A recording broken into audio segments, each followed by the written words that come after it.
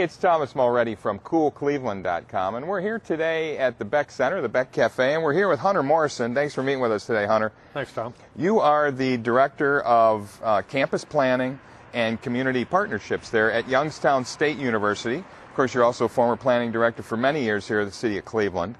And you have a concept of thinking about where we are right now in a sense, in a super regional way, because regionalism is now on everyone's lips. You've done it by thinking about mental maps, and you talk about this concept of how we consider ourselves in the place of geography. Talk about this theory of mental maps and where that leads. Well, mental maps is a concept that a lot of geographers use to define how individuals and communities define themselves. What is the picture people have in their minds of their place? And it's kind of easiest to understand from the Cleveland context. Those of us who grew up in Cleveland knew there's an east side right. and there's a west side. That's right. And the river divides it. And never the twain shall meet. never the twain shall meet. In fact, years ago, in the beginning of the Voinovich administration, we mapped every neighborhood organization in the city of Cleveland and their definitions of turf.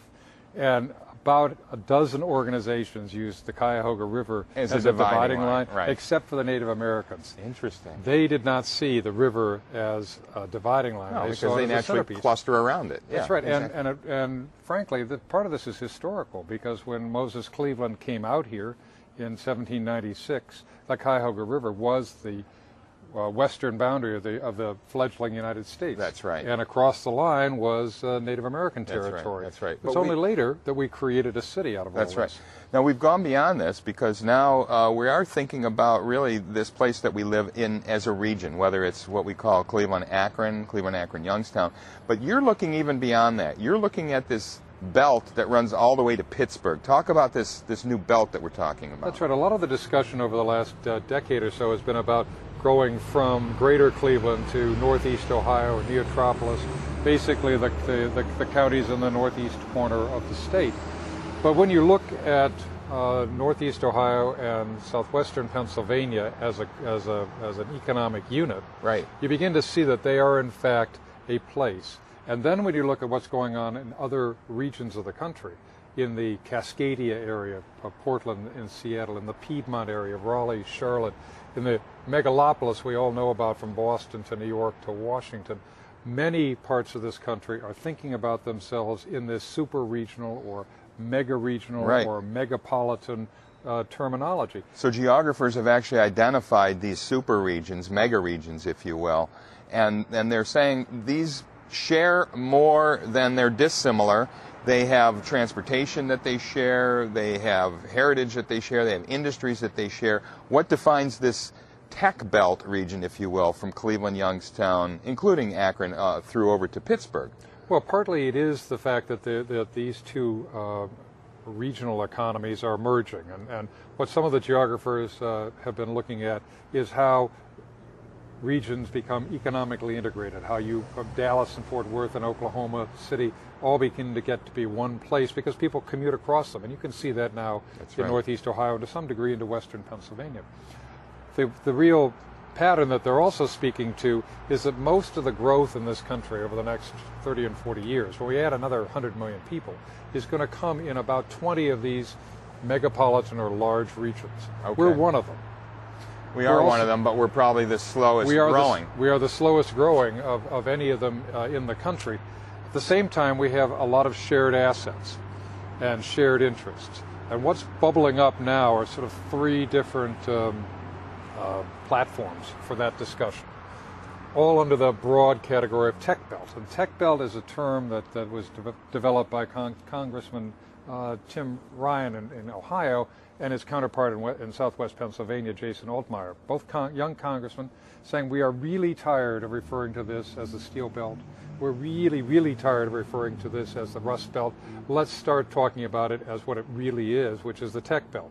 And by tech, we're talking about what kinds of industries? Well, the energy for this concept really came out of the biotech industry. Right. In Cleveland with bioenterprises, and in Pittsburgh with the Pittsburgh greenhouse, two seed beds for an emerging biotech industry, both realizing that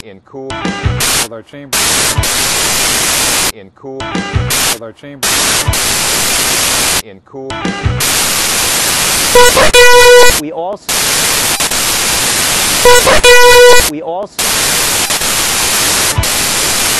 in cool, with our chamber, in cool, with our chamber, in cool, with our chamber, in cool, with our chamber, in cool, with our chamber, in cool, with our chamber, in cool, with our chamber, in cool, with our chamber, in cool, with our chamber, in cool.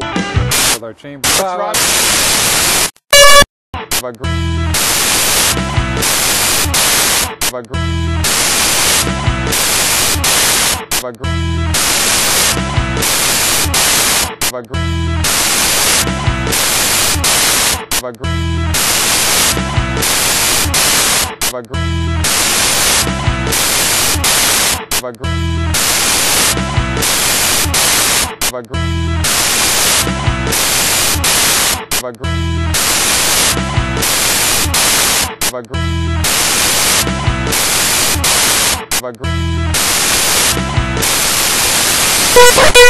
we also